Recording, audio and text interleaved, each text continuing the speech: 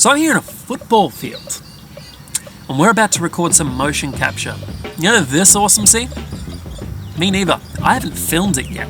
I'm about to film it, and it's going to present a couple of challenges. So just to animate it by hand is going to be a real pain in the backside. So what we're going to do is we're going to motion capture that entire scene, and we're going to do it using both the camera and the Air 2S drone, which is going to track us. The idea behind it is we're going to have the drone on tracking, and hopefully it stays stable enough that a computer algorithm can identify me in that shot and transform it into animation onto a rig. If it doesn't work, we have the camera as a backup and the drone footage, which is going to be our reference image for the actual animation. Yeah, we're about to run across a field and look really cool. It's going to be fun.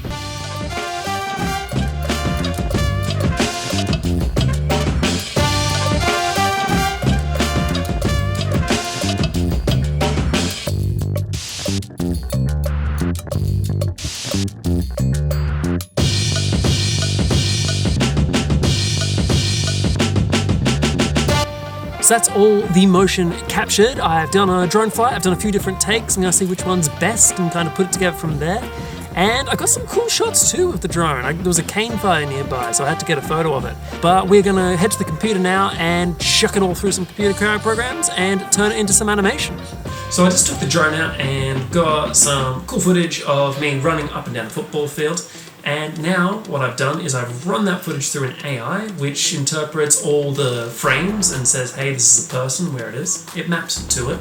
And now I'm just doing a test render with that on just a default regular model and a cape attached. The cape was proving a couple of little challenges, and what it was doing is was having trouble with the time remapping. The cape was stuttering a bit. So to do that is I've stretched the animation to be 120 frames per second, which will work really well with those slow motions and speed ups. So now I know that the motion capture works and the speed up and slow down works, it's now time to start animating. I'm going to start at the very beginning.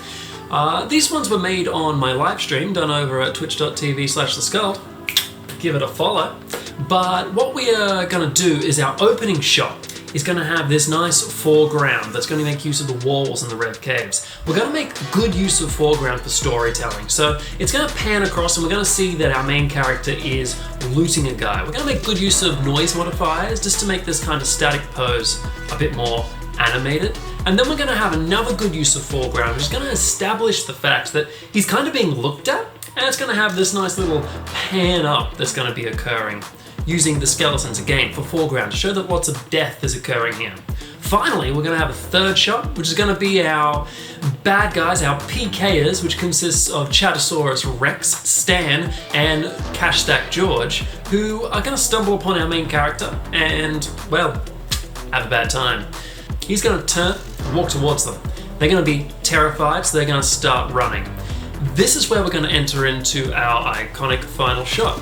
The setup for our iconic final shot was a bit challenging. I really want to achieve this kind of moody, silhouetted lighting where it's the claws that light up in the cape, but there's lots of things that can kind of go wrong there and be hard with being hard to see, so I set a few other lights around the rev caves and made that work there. I cleaned up the motion cap data so it wasn't so jerky and was a bit closer to the ground, he wasn't floating as much, and then I set up our characters along the plane. The hardest part of this was making sure that their death animations lined up for when they were hit, and there's definitely a few little things that could go wrong there. I was debating having blood that got put in, but that would have added a huge amount of time for a very minimal effect, especially since we have that silhouette vibe going on to it.